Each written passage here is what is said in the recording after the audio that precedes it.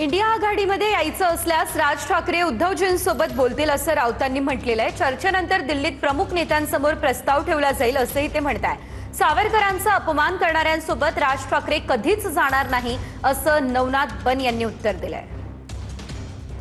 महाराष्ट्र नवनिर्माण सेना हा पक्षही India alliance मध्ये जोडला जावा नाही, त्या संदर्भामध्ये स्वतः तर तशी त्यांची इच्छा असेल राज ठाकरे यांची, तर मला असं वाटतं की ते उद्धव ठाकरे साहेबांशी चर्चा करून त्याबाबत दिल्लीतल्या प्रमुख नेत्यांच्या समोर हा प्रस्ताव ठेवला जाईल। शेवटी बघा, हे आघाडीचे आम्ही मालक नाही आहोत, कोणी मालक नाही। अनेक जेव्हा नवीन पक्ष येतात आघाडीत तेव्हा तसे प्रस्ताव त्या बैठकीत ठेवले जातात आणि त्या बैठकीत चर्चा होते।